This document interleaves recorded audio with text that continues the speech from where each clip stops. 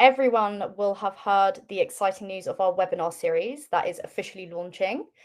So what better way to kick things off than the lovely Dr. Andrew Mclean as our first speaker.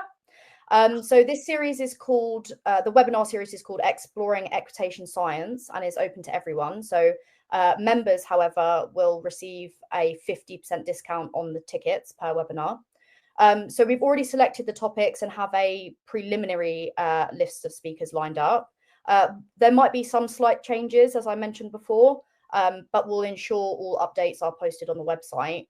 So if you do have any questions, though, please feel free to just email me directly or the media email directly, and check out the webinar FAQ section on our website for more information. So Andrew, do you need an introduction? But please introduce yourself. Okay, well, thank you. It's nice to be here. I think this is number one, so we're kicking this series off.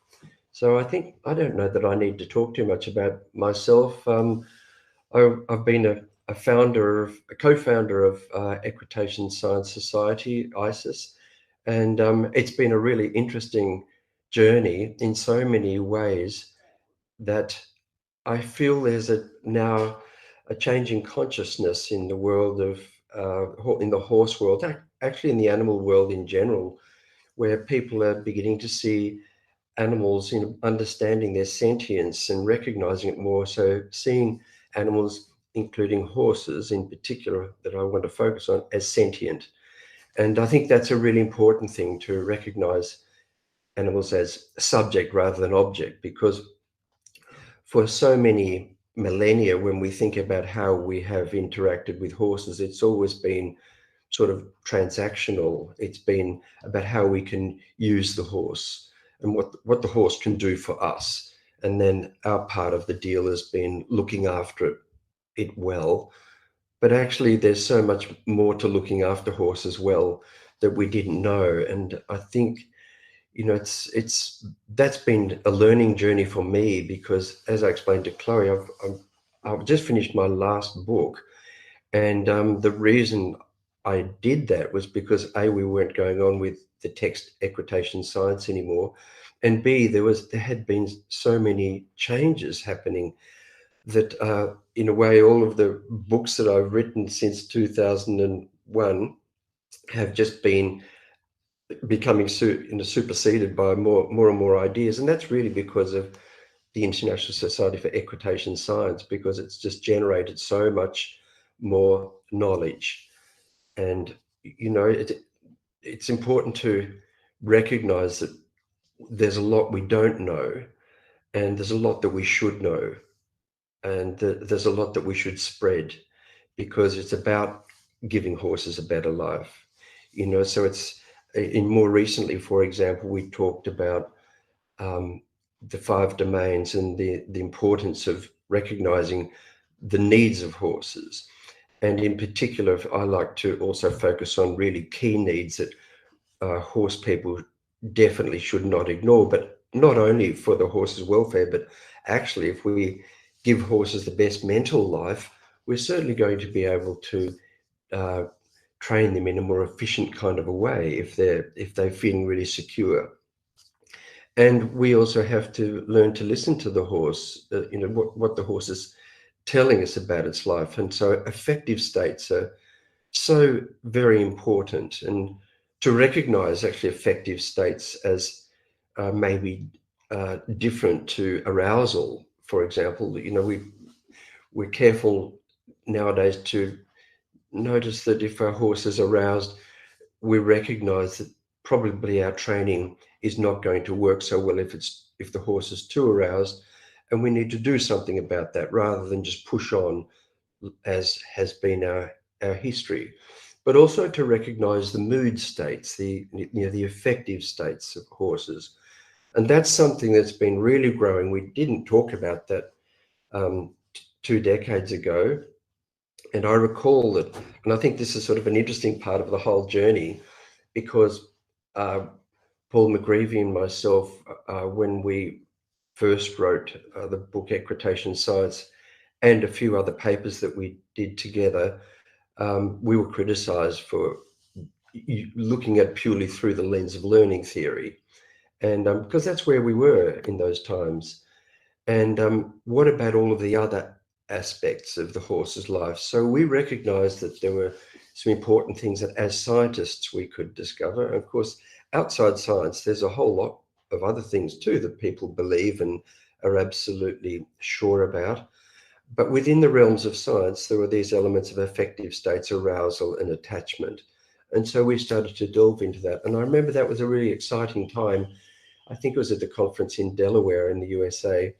And so that's what we did. We did a joint plenary on those elements. And so for me, this is part of the whole emerging consciousness of what we understand and what we need to understand about horses. And so it's been I haven't really talked much about myself, but I don't need to, because I see myself within that journey with everybody else. And my hope for it is that it's a really inclusive journey, and that's what I've tried to do in writing my books too, is to understand core principles that are not necessarily methodological or prescriptive, but are really just core principles. In other words, the 10 principles that are on the ISES website. And I think that's been a really great achievement. And if we can really explore those continuously, because the more we know, the more we can make those much more complete. For example, I'm thinking of delving into affective states with the work that people are doing now with machine learning.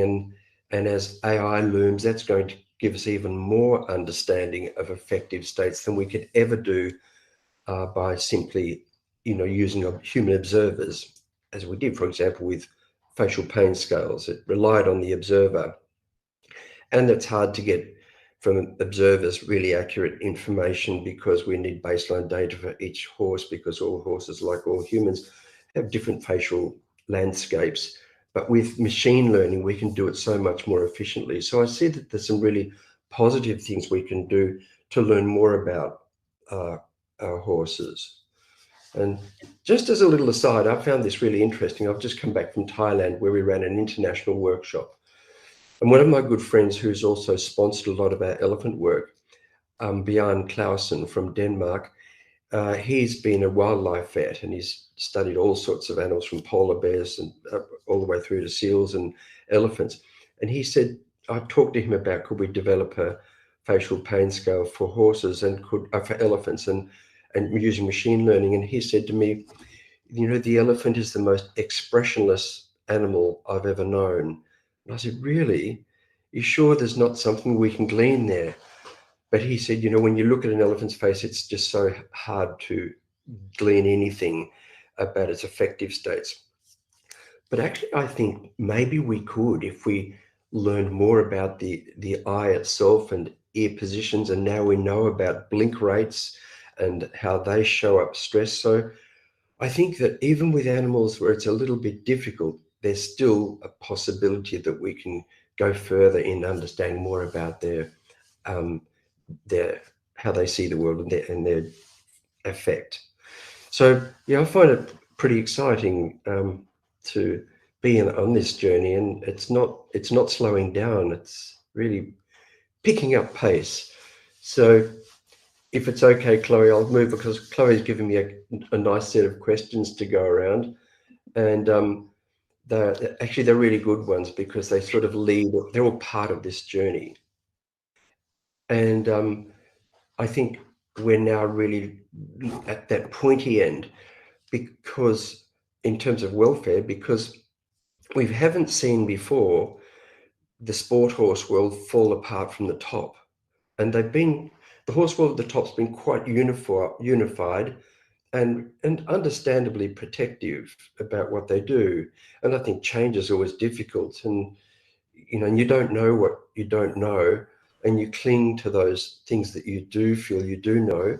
And even if it's a narrative that is sometimes not all that logical, you somehow make it logical by extracting the bits you don't like or massaging them, and so it makes some kind of sense. But what we are beginning to see is, because it's collapsed from the top down with the various top riders and all of those things that are happening on social media and the intense visibility of social media is we're recognizing that nosebands, for example, there's so much that I know Orla's here, and hello Orla, and but Orla's a great work that she has championed with nosebands. We didn't realize how very tight they can be, although I did hear so many stories of people, actually even students of mine, that have gone to work in places where only the strongest of people can do up the nosebands, and that's how bad it went for a while, which is pretty horrific. But again, it becomes normalized because that's what people do. And we now know that with nosebands, there's also an effect on breathing. We know that hyperflexion, the effect of hyperflexion, also there's a strong effect on breathing or air hunger, up to 12 to 15% air reduction. We know with curb bits now that there's more interesting work coming out about curb bits, that they also have some effect on the tongue. And what we're beginning to realize is that because the horse is an obligate nose breather and not a mouth breather, so we need to think about from the horse's perspective how that would be, that inside the buccal cavity, it's really important for them to breathe with a larger buccal space and some negative buccal pressure as well, because they can't change the diameter of the nasal tubes and they can't change the diameter of the bronchial tubes. So naturally, this space is the weak link. And what we do to horses with nosebands and roll care and curb bits, which is something that I didn't realize earlier on, but now it really was so confronting for me, the information. We've really got to stop, because it's if you Google what mild asthma, not strong asthma, what mild asthma, the kind of effects that mild asthma has on people, the airway reduction is around 15 to 20%. So anybody who's been asthmatic could not possibly contemplate closing a horse's airways up to that extent. So there is a lot of things that we now know, and we don't want to introduce this information as shaming people, because nobody hitherto really understood those elements. And I mean, I'm talking about airways as an aside from musculoskeletal issues as well, because there are those things as well. But nevertheless, if people only knew, I'm sure they would change. So I think it's a matter of really learning how we can get this information out and educating people. And so for me, the best way forward is for us all to become engaged. And everybody can do that. And that's why I began my work with Pony Club Australia. And that wasn't easy, but we stuck to it. And then it really looked like it was beginning to have a good effect. And I've just been to Equitation in Melbourne, which is a big trade fair.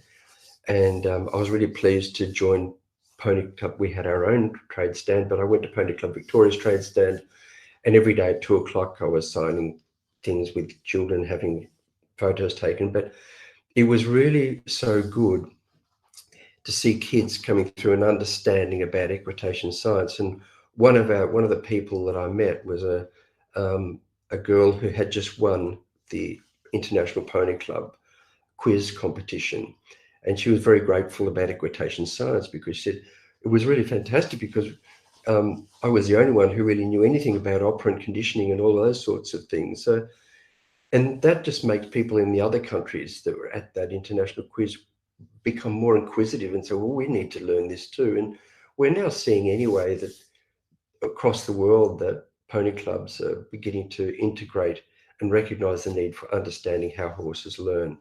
And so there are many areas where we can help, in the police forces. And it's just really a matter of making contact, I think, and talking to people, and through various contexts. And there's RDA, there's getting involved in our own local equestrian federations. And there's so much good work being done. So I think our area as scientists is to keep forging ahead and looking at all all of the areas where we don't know and trying to know as much as we can. It's my belief that we won't ever know everything. We'll keep on learning, and there may be some areas where we'll never quite know. And that's, in a way, that's kind of nice, not to, it always have some challenge, and that there's some mystique between that we have with our horses. And that I rather like that, you know, those feelings that you have when you have a horse. I have a new horse that I've just I bought off the racetrack a few weeks ago, and I recognize that connection again, starting all over again. And I think that's the nice part. And we don't, as scientists, we should never deny the importance of those things, but there certainly are areas that we can define and measure, and that's really our job, is to do that. Definitely. I'm glad you brought up some of the recent kind of research that has been looked into recently with the affective states, and looking into human behavior change as well, which is actually my favorite area. And I like how you mentioned about, we do have blanket frameworks, we do have codes of practice, we have the 5 domains, we have the 3 Fs, friends, freedom, and forage, for those who don't know. But again, looking into affective states kind of treats them as individuals after kind of implementing those frameworks, and being able to understand them as an individual and how they express themselves in response to our management and training. And I like you mentioning about change, about not shaming people, because we shouldn't punish anyone's behavior, because it only stops them from doing, this is just what I say about the horses, but it just stops them from doing what they are doing, instead of teaching them what to do instead, which I think is how we should be going forward with things. So looking at models like COM-B is really useful in getting people on board. And as you said, educational frameworks through the Pony Club and other organizations that really get people on board, and especially young people as well. I think it's really nice to focus from there onwards.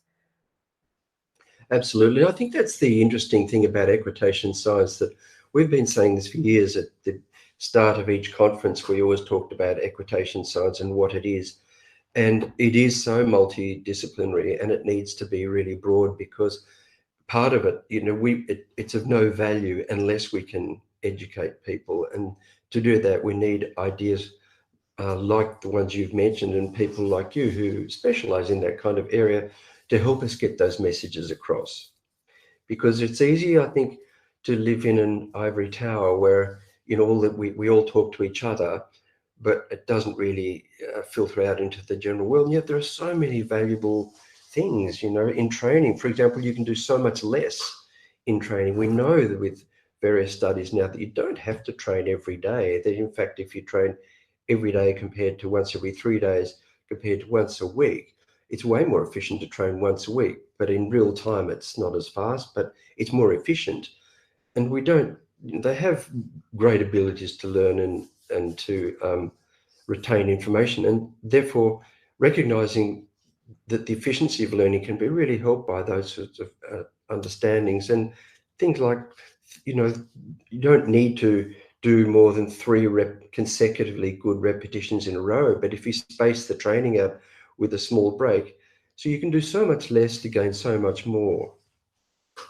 And so I think that overtraining thing, that's a big part of a welfare problem, is, you know, the old way of doing it, which came from the military, I think, was to drill horses, you know, just endlessly round and round in circles. And when it gets worse, because the horse is now so overwhelmed, and, you know, all these neural pathways are just overworked, and so he's not enough oxygen and glucose to them, so he starts to show problematic behavior. And then next thing, we're fighting with horses. And it's the same, I see the same thing with, possibly I don't work much in dog training, but in elephant training, it's the same thing. Elephants were really drilled for long periods of time. So yeah, I think it's something that we should really explore, and we can, from my experience, we can change people's understanding by just choosing the biggest piece of fruit that's hanging there, and changing that. You might see a whole lot of others, but you can work on those once you've got people to see something that's really of value to them that really help them, then they start to open up. Definitely. And I like what you said about not shutting ourselves out from the wider community. I think that's a really important thing to consider, because that puts people off and it makes people intimidated by so much that has been found out about behavioural welfare and training. And again, it just punishes people from wanting to get involved. And anyone who wants to get involved, be kind to yourself. Start from the beginning, just as you would training a horse. Start from scratch, and just be kind to yourself in implementing changes, or whether that be changes in yourself and understanding and education. I think that's really, really important to know. So thank you for that, Andrew. That's great. Equitation science has opened the door for horse enthusiasts and riders and professionals as well to engage with evidence-based practices that really benefit horses. And as the field continues to grow, it offers so many opportunities for people to make a true and meaningful impact.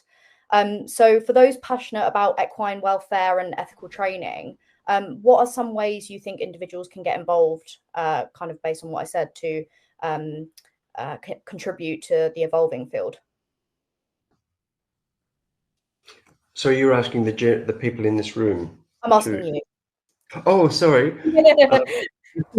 I thought this was a question to everybody.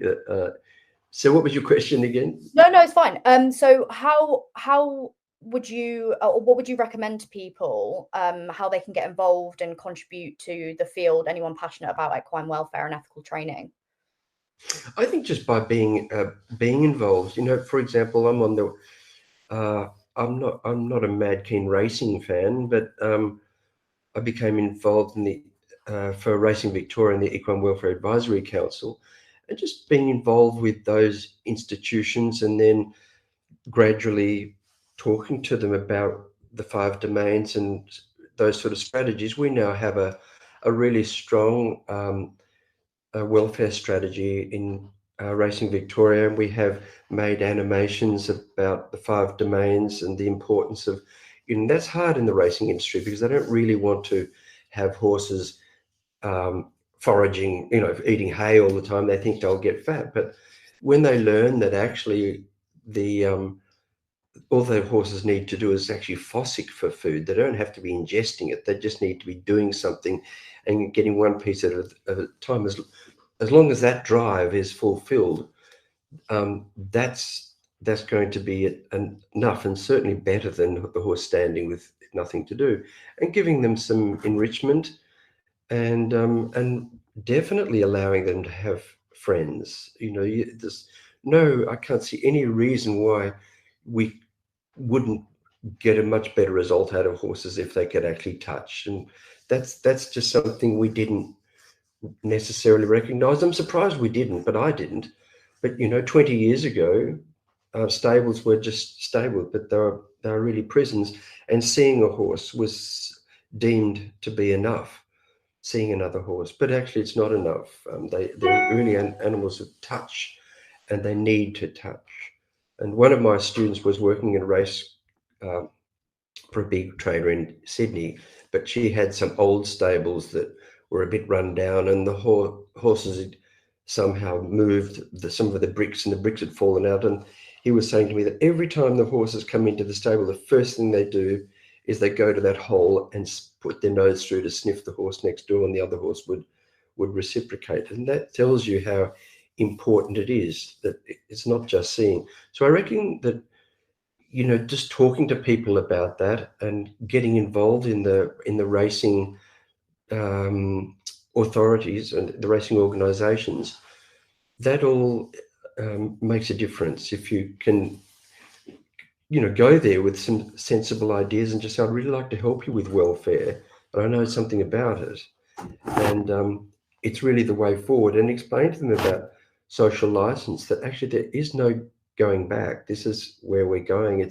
We're actually going faster than we thought because of all of the things that are happening around the world right now. You know, I know that there's a movie coming out on Netflix that I don't know much about that, but it's apparently about horse welfare and the dastardly things that are happening. I'm hoping it's robustly dealt with, and not from an animal rights perspective, because I think that's really important to recognise and stake our claim on the ground that we are about animal welfare. You know, our aim is really to do the best we can with horses and other animals. It's not about not having them in our lives at all. You know, we all are thriving.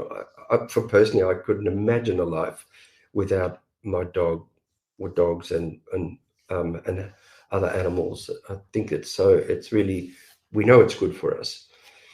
There are many studies that show that.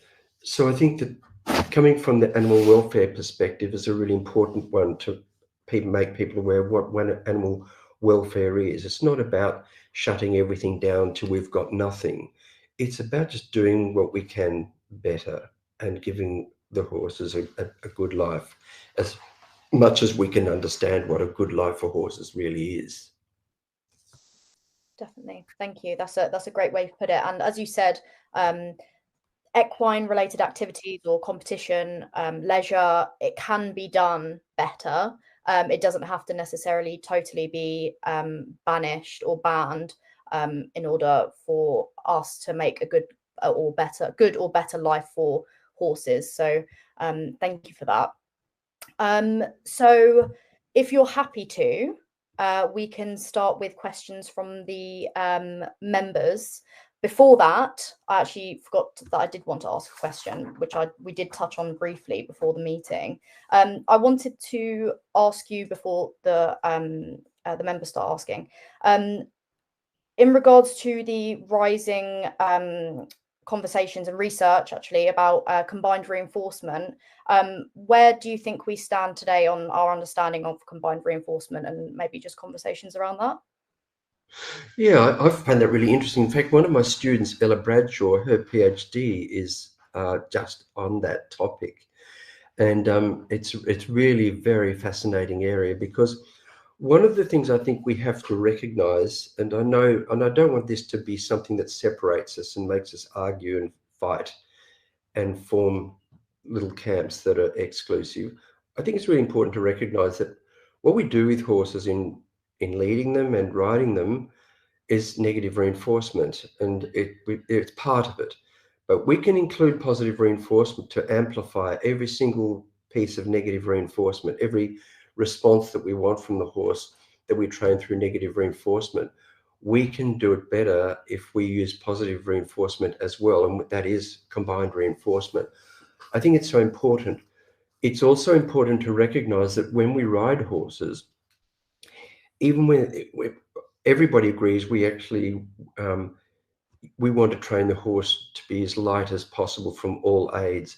And I really believe it's possible if we start with horses from the start, and we're very clear on to recognize that little bit of pressure might motivate, but it's actually the release that does train. It's the release is so important.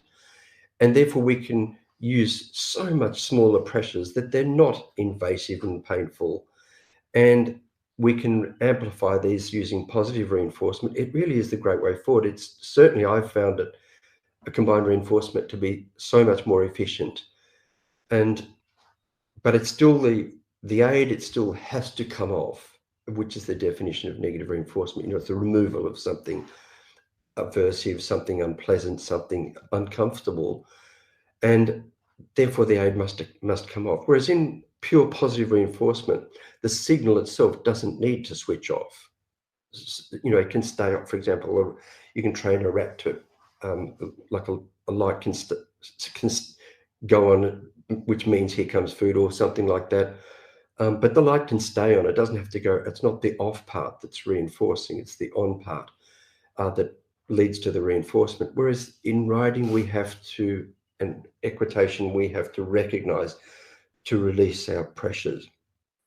And so we can do it so much better with combined reinforcement. And I do think because we know horses are tactile animals, we can use tactile reinforcement. There's certainly, there are papers that show that in many domains, that using food treats is more powerful for some horses than using scratching at the withers. But I think that doesn't mean we should ever deny scratching at the withers, because there are other studies. There's some really interesting papers on it too. There's one called "Horses Don't Live for Grass Alone." I think I remember that title. But that we always have to remember that scratching at the withers is really important, and touching horses is so important to them, because we don't want to be robots that just simply train horses and kick them and pull them and throw them food.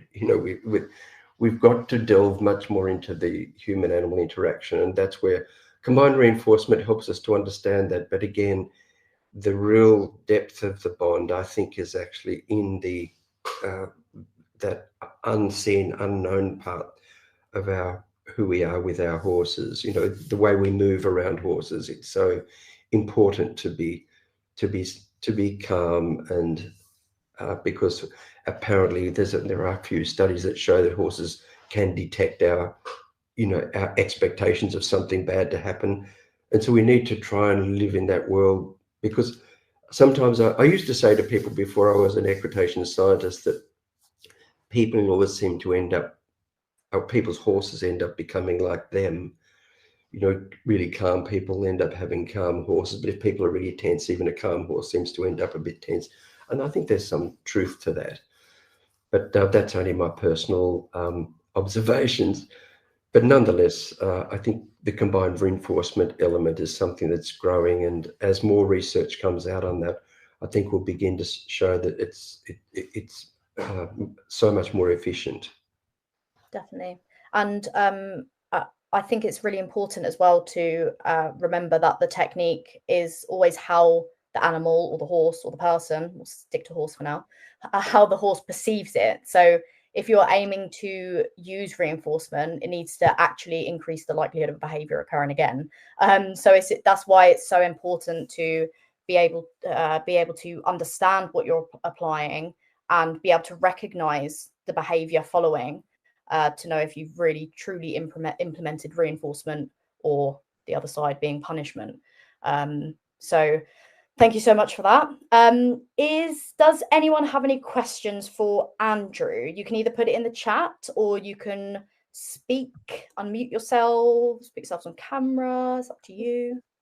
I think someone had something. I might just also mention, I'll answer the question, but another really interesting little avenue for me is that I've also been using combined reinforcement for years with elephants. And I first began 18 years ago, and the elephants sometimes that we were presented with had problems. And so problematic elephants, quite a dangerous animal. And we are our organization, the Human Elephant Learning Programs. We've just come back from Thailand, where we ran the first ever international mahout training camp, where I think it was the first time ever mahouts came together from different countries.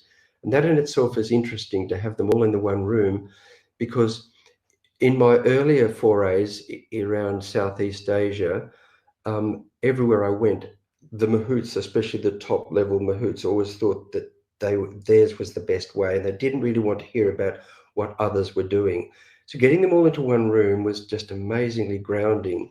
And then they started to talk, and it suddenly occurred to me, this is 2 weeks ago, when I'm in Chiang Mai with all of these mahouts from 7 different countries, from Sri Lanka all the way through to Nepal, that we have never done that in equitation science. We've never managed to get trainers at high levels all in the one room. And yet there's no reason why we couldn't, because these elephant guys were just as resistant to the work of other people. But we did this through our charity. We actually paid, we have some good donors, and we paid for their airfares, and they were all very excited. Some of them had never left their own village. And so it was a really fascinating thing, but it was about showing them how you can use combined reinforcement. And in our organization, most of them, other Western people who go there, use target training, which is good and well, but it's through a fence. We're the only organization that actually are with the elephant in free contact. And as soon as we get one glimmer of one small response using combined reinforcement, and elephants really like food a lot, so that's helpful. They're rather like Labradors.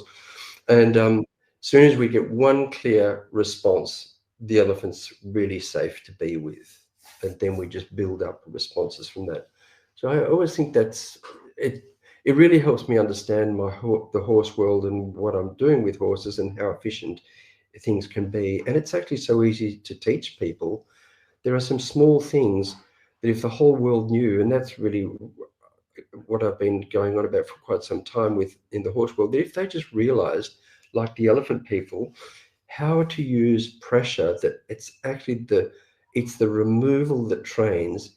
If they just thought about it in every single interaction, they would be more efficient. That as soon as the horse begins to give the right answer, you must remove it. And that timing is important. But you can teach it. You can teach, especially children. They learn it really fast. We've got, the kids at our local pony club, and I've seen them do it. It's a culture you've just got to get into and learn it, I think. Definitely. And And I think it would be really nice to get all the high level horse trainers. I don't know if they'd need a little bit more incentive than money, because they do usually make quite a good amount. But maybe a trip to. Yeah. There's a question there about the seat as an aid I just saw. Will I answer that? There are quite a few. I can read them out for you. Oh, okay. Yeah. Okay. Oh, Katrina.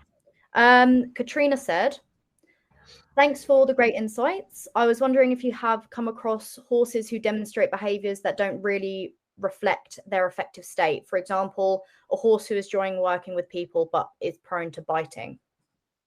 A horse that's doing what? Sorry? For example, a horse who is enjoying working with people but is prone to biting. All right. Well, there are so many aspects to biting, because, for example, younger male horses are prone to do a lot more mouthy things. And it can also become, a habit loop, because, whenever you're being nibbled at, people tend to withdraw. And again, that's negative reinforcement. You're removing something, and then that can, in a horse that's motivated to bite, can cause it to flourish. And then there's also the correlation, which I found in my PhD, which I haven't, that part I only published it in my PhD, but I'm planning, actually, Orla and I were talking about doing a paper on this as well. And that is that horses that bite, there's a strong correlation with horses that bite that actually don't decelerate from the head collar. So teaching horses to slow and to stop through the use of pressure release and combined reinforcement, and to stay still, really makes a difference. And I found that true with elephants as well, that once we teach them to stop and stay and stand still until asked to do something else, they just simply melt and become quieter. So there are quite a few elements to biting, and that's aside from pain. There could be all sorts of pain effects that need to be explored there too. Thank you for that. We have one person that wants to speak. So, Lindsay, did you want to ask your question? Sure, thanks. Andrew, I remember reading something that you wrote about the use of the seat, and I think it was based on Hillary Clayton's research. And in effect, and it makes logical sense, that horses don't feel as much through the seat as many riders would think, that our primary ways of communication when we're mounted is through the legs and through the hands. So if you can just comment on that, and then how you would explain that when you're teaching a clinic to riders that really do maybe think that they're relying on the seat a lot, or yeah, thanks. Yeah, that's a very good question. In fact, that's a source of marital conflict in my life, because my wife disagrees with me completely. I think when we could get to discuss it, as we frequently do, it's actually really only a matter of degrees. But my point is that to rely on the seat alone it's quite an unclear aid, because you've got leather, and you've got padding, and then you've got the tree of the saddle if you have one, and then you've got flocking, and then you've many people love a thick saddle cloth because that's a kind thing to do. So the information going to the horse is a whole lot more blurry than it would be if you were bareback, where it would be much more clear. And because discrimination is critical in training. It's not fair to train animals where they're not sure quite what you mean. It's really important from the start that every single signal has a clear meaning. Now, in saying that, you can't avoid the seat as a signal too, because if the seat's giving contrary or blurry kinds of signals to the horse that aren't quite in agreement with what you've asked it to do with the leg or the rein, etc., then that can be a problem, and it can distort the information going into the horse's perception. But what is, I think, really important, that's why good seat training and good position training is really essential in riding, whatever discipline you do, because it's different in all the disciplines. That's why I've tried to move away from the dressage supremacy element of horse riding. That's because it's a very Western sort of, it's sort of a Western patriarchal kind of a thing, because it's just like, that's the way you do it, and your seat's this, like this. But if you talk to Western people, often they'll talk about sitting on their pockets. So my point is, whatever we do, just be consistent and get outside help, because it's really important. But the way the horse learns the signals is, classical conditioning is a really fascinating, very broad topic that most people see classical conditioning as simply just, in the Pavlovian, the common Pavlovian sequence that you have, in simple terms, you have a signal that comes before something that regularly happens, and then the signal itself becomes to predict it. But there are so many elements of where the signal is placed. So if it comes before, like as in trace or delayed conditioning, then if it comes before, then that particular signal will be salient, that it can be important as a signal for the animal to do something. But typically what happens with the seat is actually happens during the signal that we're doing, and which is fine, but then it becomes a compound signal. So it's part of what's called compound conditioning, which is a subset of classical conditioning. And when it's learned as a compound, the problem with compound signals, it's been shown in other animals in experimental psychology, that then the signals don't work so well on their own if they're trained together. So you're always duty bound to you, and you would probably anyway in most cases, if you've learned to use, in good riding tradition, learn to use your seat well, and you close your fingers, but the two work together. So that's a compound element of classical conditioning of the use of the seat. So whichever way, I think it's just really important to have some help, so that you're not offering opposing messages to the horse with your seat. Because certainly, although I say, it's a bit like shouting through a mattress, that's my expression, meaning, it can be a bit blurry, it's still quite clear, and this is my wife's argument, and I think that's pretty valid, that if you sit on one side, if your body's on one side, it can lead to the horse becoming crooked. I just find it pretty fascinating from a scientific perspective, because if you weigh 10% of the horse's body, and then the amount of crookedness on your body is only a small percentage of that 10%, it doesn't seem like a really big deal to me, but apparently it does make a difference to their straightness. I find that really a fascinating area, and certainly that's an area that many people, really work on. I think the danger is that you only work on that, and when you have, for example, when people would say to me in my workshops, they'd say, "Oh no," because I would like to say, "How do your legs and reins work?" Because the horse learned by through negative reinforcement, that subset, that quadrant of operant conditioning, and it's really important to get them right, because these are pain-based or pressure-based, whatever you want to call it. It's part of the pain continuum. So he's got to know them clearly. He's got to know the answer to the question. And if you only think of using your seat, it's easy for the horse to get heavier and heavier, and that's starting to cause conflict. So it's always important to make sure the horse is light to the aids of the rein and the leg. Now that will include the seat because you're going to be using it, but I'm just saying to focus on the release of those pressures. And when people tell me that they only use their seat, I say, okay, well, show me, and have a loopy rein. And no, a really loopy rein, really loop it. Go and give it away completely. Don't touch it. Now ask the horse is walking. Now ask the horse to stop. And then the horse does stop and they say, see, that was just my seat. And I say, yes or no. Do it again. If you do 5 repetitions, it rarely lasts. It really wanes quite quickly.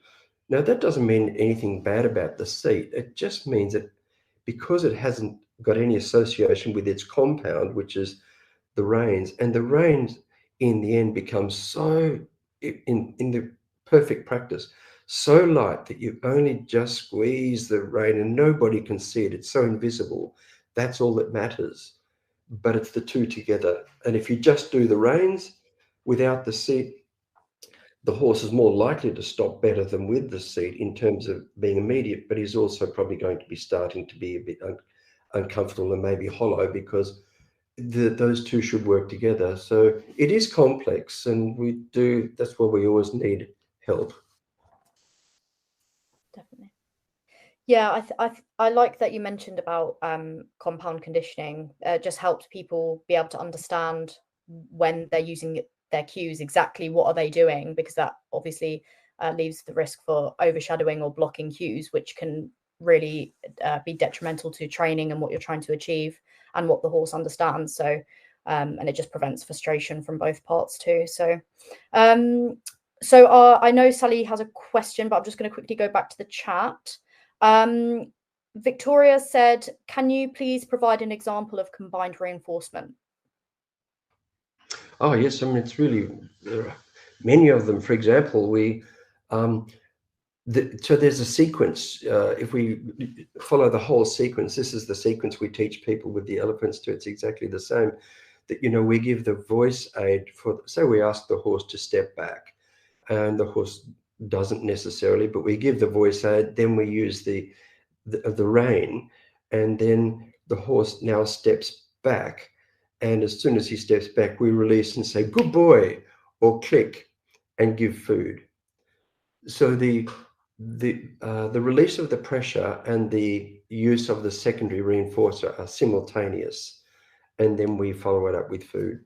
And then because in elephant training, it's really quite difficult to always give food, especially with a working elephant.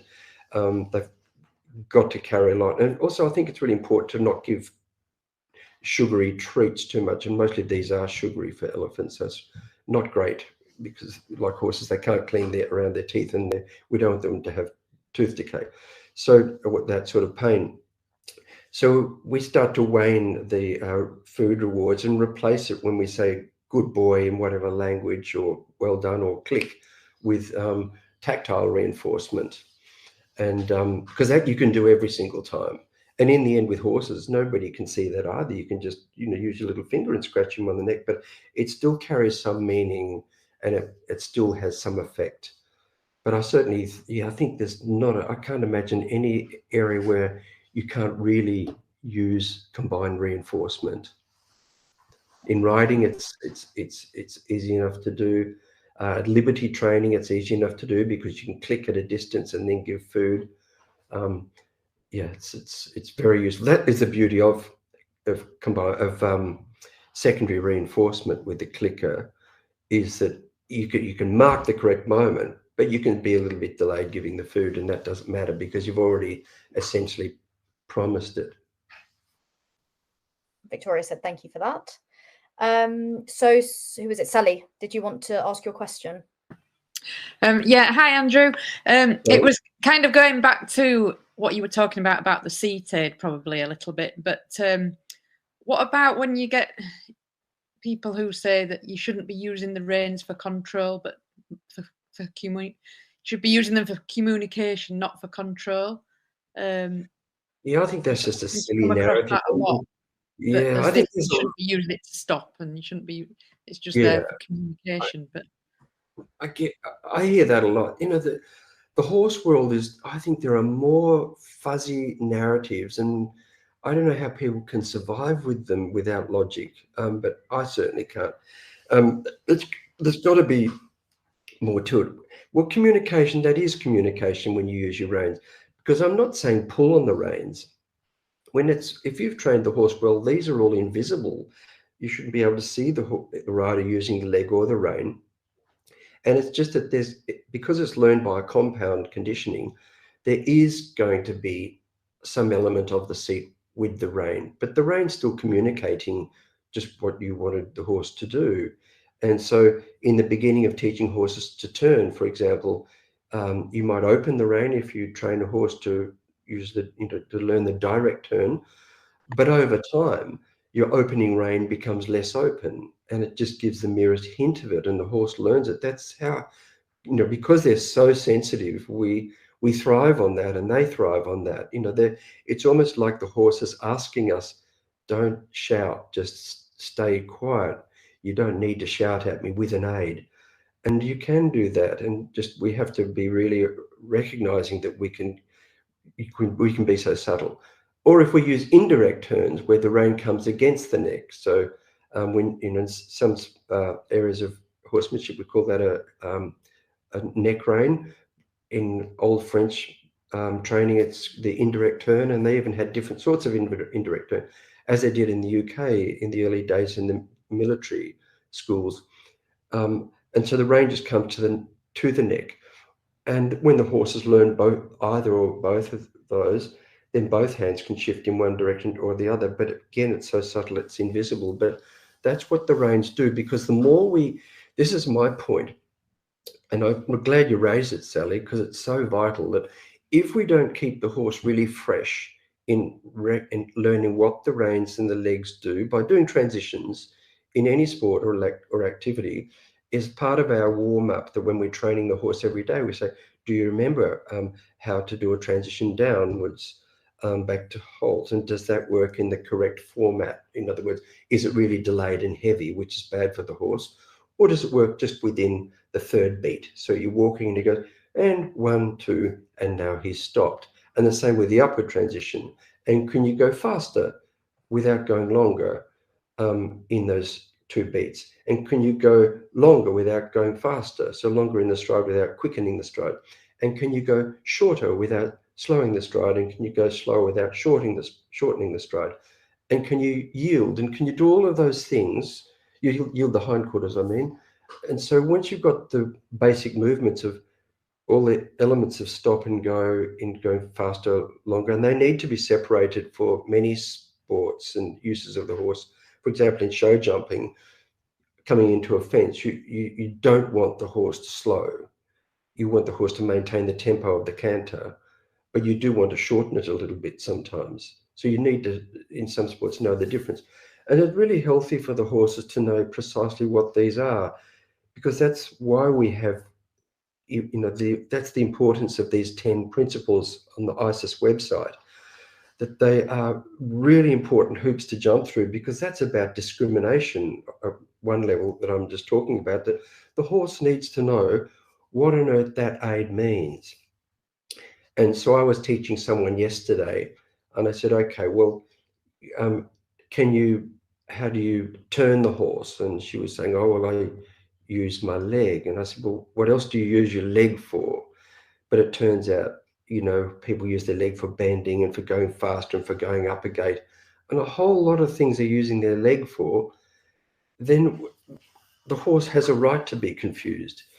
So we need to really think from the horse's perspective that some things, and I think that controlling the front end of the horse, that's in my understanding, but there's other ways of doing it. So I'm not saying my way is the right way or the only way, but to me it makes sense that, you teach the horse to turn from a rein aid, and you move his shoulders from the reins using a direct or indirect turn, and you move the hindquarters with a single leg aid, and you go forward from 2.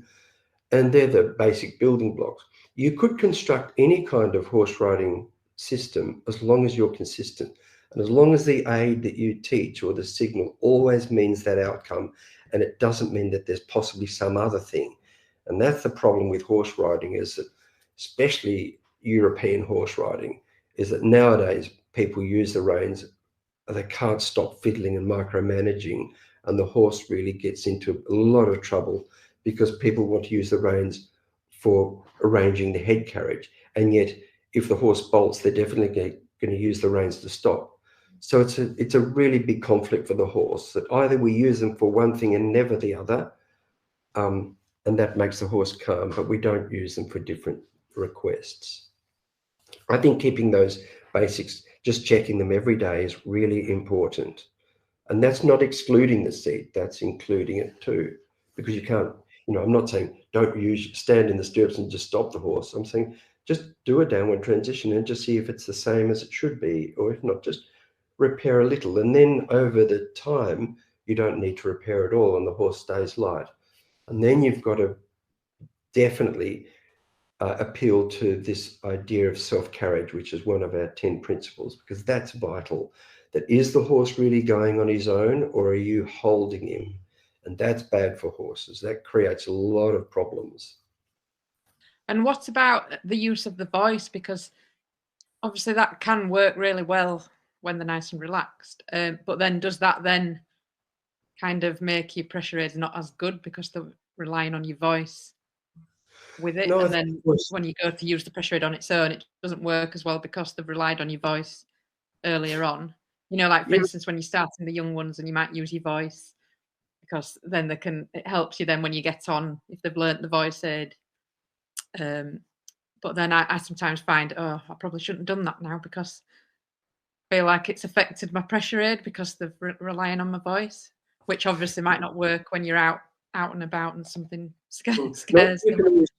Yeah, I think you can always keep it well polished, but the thing is you have to recognize that signal will wane, it will lose its salience. And so you've got to ensure that you put it within the sequence and that you can back it up and then reinforce it using combined reinforcement. That because if you just keep saying the voice aid and you don't get a reaction, quite often the voice aid people use too early, so they label a behavior with a voice aid that isn't quite the behavior they want.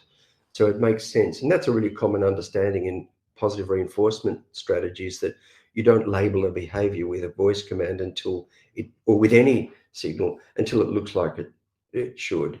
But as long as you place it within the sequence, if you're saying to the horse back and then he doesn't step back, and it's you ready to say to immediately with it, contiguously use your rein, say back, and that's what it means, and then say good boy and give food or scratch, then back will achieve it. The word back will achieve its salience, because it's got to be contiguous. It's got to be all touching each other, all of these sequences of the only thing that doesn't have to be contiguous is the delivery of the positive reinforcement. That can be a second or two later. That's why it works well at Liberty, because you can walk in and give him a food treat. And even the people, I know many people in the elephant world and in the zoo world actually start using the clicker without food, but that's, to a scientist, that's not really going to work for long, because that will also lose its reinforcing power. It's, the clicker has to be followed up with food most times. You get away with using the click because the horse expects the food and it'll give the reaction. But after a number, I don't know what it is, but it's not very many, that it starts to have no value. Just like if you were given money is like a clicker, and we don't like it because of what we can do with it. But if the dollar devalues to zero, you'll just burn it. It's not valuable. Thank you. Yeah, that's a good example. Just the last two questions. So Deborah asked, where would you advise to learn about how to apply machine learning to animal behavior, and which software do you reckon is a great starting point? Look, I have to admit, I don't know the answer to that question, but I have a feeling you're going to be having Gabriel Lencioni on this podcast, and I think that's very much his area that he's exploring, is in affective states and looking into the use of machine learning. But there are many papers on, although I don't know the technology myself, there are quite a lot of interesting papers on it, and what they're showing now, and I think this was some studies now that are now 2 years old, that using machine learning, they can for the first time show positive effect in dogs. We've been able to, that first showed up with machine learning showing negative affective states in animals, but now it's starting to reveal positive effect, because the great thing about machine learning is that instead of relying on a human observer, this machine fires, so many laser dots at the animal's face that you get a really clear picture of any alteration in the landscape of the face. And the face tells everything. And I'm really hoping, as I mentioned earlier with elephants, that we could do the same, but it doesn't sound promising if there's not much change. But I'm sure if we use machine learning, we'd start to find something in all animals. So I think there's a future there for machine learning. And I always think that, since I've learned about AI, that one of the positive aspects of AI is we could then integrate all of this material and really learn a lot more about how horses feel about whatever they're doing. And I think nobody who hasn't got a heart of stone would deny that we need to know more about how our horses feel about what we do, because we always assume, just like when someone said earlier, my horse likes his riding or whatever. Well, possibly he does, but we don't really know what they like. We're just getting to understand. It's hard enough to know what each other likes as humans, let alone, with animals. So it's quite an exciting future to learn more about that. And that's why I think we need to stick to this animal welfare strategy, and be very careful that we're not, it's not an animal rights thing, because that would be the end of all of our interactions. So my hope is that we can do this well with horses and other animals, so that we can keep them with us, because it's such a big part of our lives. And I think there's a lot for the animal to be gained. And, we've selectively bred these animals to be with us for so long. I think there's a certain right that, like a species has a right to exist as well. And we've massaged their genome so much that they're actually a little bit like us, I think, in many ways, how dogs are. Definitely. And I'm sure the researchers looking at it, such as Gabriel, I don't want to speak on behalf of him, but we did have him on the podcast recently, and he said he'd be welcome for any questions about the systems and softwares, and any further questions about the research. So do get in contact with the researchers. That I know that they're always generally open to speak about it. I know they're all very passionate about what they do. So and just on the last question, Lindsay said, further to Katrina's question regarding biting, Andrew mentioned how training the horse's responsiveness to a deceleration cue helps. And she said in brackets, I might extend this to asking the horse to step back, ? She said, is there research to support that? Is there research to support that to help when we're teaching riders this concept?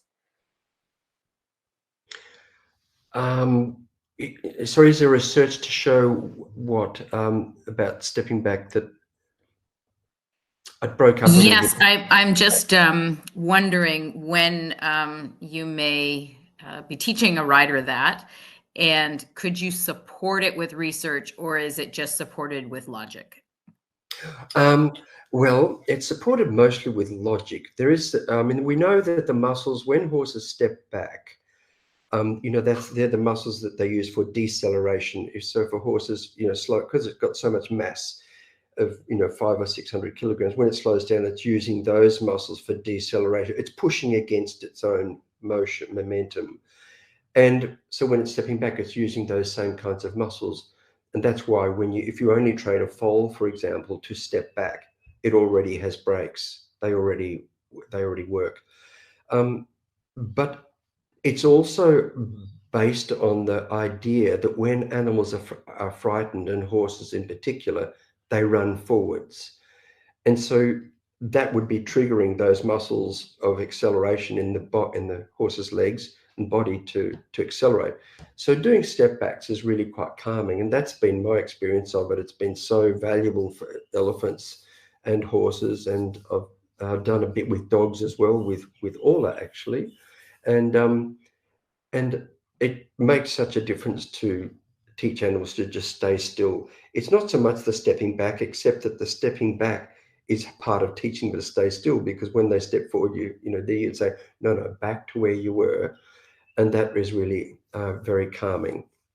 So I think it's a really important thing to do, is to teach them that, and to teach riders to be able to do that, because horses are always, when horses move, for example, for the farrier, the first thing that they will do, and people say, I've got a problem with the farrier, if you dissect what's going on, the horse is running somewhere. He's either scooting forwards or he's tried to scoot sideways. He does the same thing when the vet approaches with the syringe, perhaps when someone approaches with the clippers, when anything scary happens. And that can become part of his habit loop, that the smallest thing says, I run. And so that can be dangerous, because often when we trigger flight response, sometimes other elements of flight response can pop out too, and that is, like kicking out, and that's not uncommon. And so I think having good control of the horse's locomotion under light aids and using combined reinforcement is really the best way forward. I don't know if I've really, there might have been something deeper in that question, so I'm willing to go there again. No, I think that the way you phrased it is helpful. Just suggesting that it might be a calming thing as opposed to a discipline thing, which might not go over as well. And when the horse is afraid, that they rush forward. So that's really helpful. Thanks. Yeah, I don't think it should ever be a discipline thing. And I know there are some people who misunderstand what I'm saying and think that every time you step a horse back, it's a punishment. But I'm saying teach them to step back. I mean, for no other reason, it's just another locomotory behavior. Teach them to step back. But then if they make a mistake in something, the more the horse runs forward, it might only run a little bit. But see, that's the problem with general habituation. We have desensitization methods that we know that work, but they're different. Desensitization techniques are utilizing the horse's habituation ability. But in general habituation, what horses do, or animals do, for example, the horse that lives beside the railway track, every time the train comes in the beginning, the horse runs. And then the horse soon learns not to run because he's okay with it. But he never will forget the fact that he did run, because that's really adaptive for horses. They mustn't ever forget the things that they were afraid of. But in our world, there's no point in remembering things that they're afraid of, because they actually were totally innocuous. The horse just thought they were something to be afraid of. So I understand the importance of the general habituation tendency in horses, but letting them run is really a bad idea, because it's only embedding. It's the running that embeds the fear, the fact that they practice it. It's even true in humans in psychotherapy.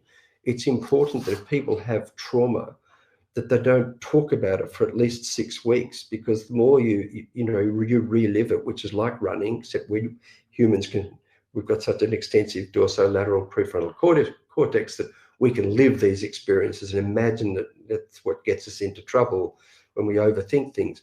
And so if we talk about our trauma within the first few weeks or 6 weeks that it actually happened, it can be unhealthy and can only further embed trauma. So I think practicing traumatic behaviors is not a good thing. But that also means don't flood. So I definitely am against that. We've got to, gradual desensitization systematic desensitization is really a great way, because it just slowly gets there to the right answer for the horse, and you have to take time. And I learned that in a sense the hard way.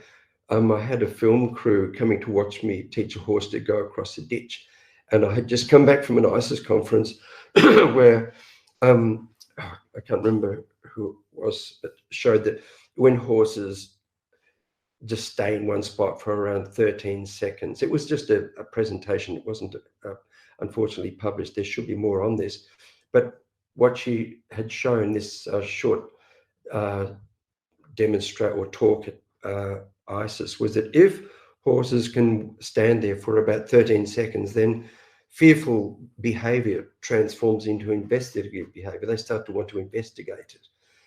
And so I did this time with this horse, with this film crew, and I just stood there, and blow me down, the horse just walked to the ditch because I gave it time and investigated it. And then I only had to give it a light leg and it said, okay, I'll put my foot in it. But, you know, if I had have been there and said, you've got to get in this ditch, as riders did, you know, that was par for the course years ago in teaching horses to go where they don't want to go in eventing. But we can take time, and then there's no fearful element to the things that they might perceive as fearful.